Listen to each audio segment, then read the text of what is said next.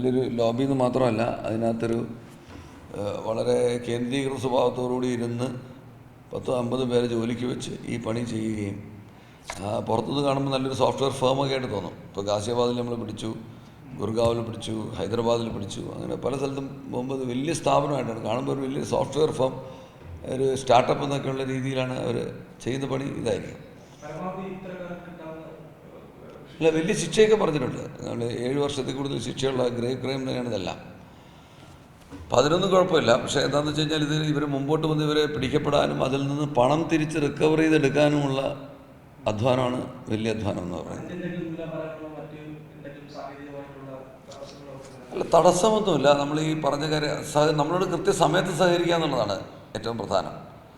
പറ്റിയ ഉടനെ തന്നെ പോലീസിനെ അറിയിച്ച് ഞങ്ങളുടെ കൂട്ടത്തിൽ നിന്ന് അവർക്ക് പലപ്പോഴും ഭയപ്പാട് വരുന്നതിൻ്റെ കാര്യം എന്ന് പറഞ്ഞു കഴിഞ്ഞിട്ടുണ്ടെങ്കിൽ പോലീസിനെ വിശ്വസിക്കാമോ എന്നുള്ളതാണ്. അതും നിങ്ങൾക്ക് വേറെ വിശ്വസിക്കാൻ ഈ നാട്ടിലാരും ഇല്ല എന്നുള്ള തിരിച്ചറിവ് നിങ്ങൾക്ക് വേണം. അപ്പോൾ അതിൽ എന്തെങ്കിലും ബുദ്ധിമുട്ട് വരികയാണെങ്കിൽ അതിൽ മേൽ ഉദ്യോഗസ്ഥന്മാരിരിപ്പുണ്ട് പോലീസിൽ. അപ്പോൾ അവർ വഴി എല്ലായ്പ്പോഴും പരിഹാരം നിങ്ങൾക്ക് കിട്ടുമെന്നുള്ളതിന് ഒരു തർക്കമില്ല.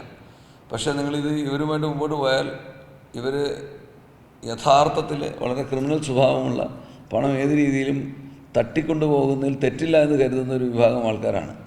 അങ്ങനെയുള്ളവരടുത്ത് ഒരിക്കലും നിങ്ങൾക്ക് നെഗോഷിയേറ്റ് ചെയ്ത് മാത്രം നിങ്ങൾക്കൊരു പരിഹാരം ഉണ്ടാകാൻ പറ്റില്ല എന്നുള്ളത് മനസ്സിലാക്കിക്കൊണ്ട് കഴിയുന്നത് ഇത്തരക്കാരിൽ പെടാതിരിക്കാൻ നോക്കുക. പെട്ടു കഴിഞ്ഞാൽ പൂർണ്ണമായും പോലീസിനെ ആശ്രയിക്കുക. ഇപ്പോൾ ഏറ്റവും പുതിയത് മറ്റേ ഒരു ഫോണിൻ്റെ അതങ്ങനെ വന്നിട്ടുണ്ട്.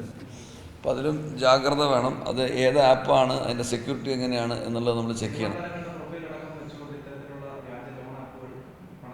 ഇപ്പോൾ AI ഉള്ളതുകൊണ്ട് നമുക്ക് ആരെയും കൊണ്ടുവന്ന് എവിടെയും പ്രതിഷ്ഠിപ്പിക്കാം. അതെ സാധിക്കും. അപ്പം അങ്ങനെയുള്ള ഒരുപാട് ചതിക്കുഴികളിൽ ഒളിഞ്ഞു കിടക്കുന്നുണ്ടെന്നുള്ള ബോധത്തോടുകൂടി മാത്രം ഇൻ്റർനെറ്റ് ഉപയോഗം പരിമിതപ്പെടുത്തുക എന്നുള്ളതാണ് നിങ്ങൾക്ക് പറയാനുള്ളത്.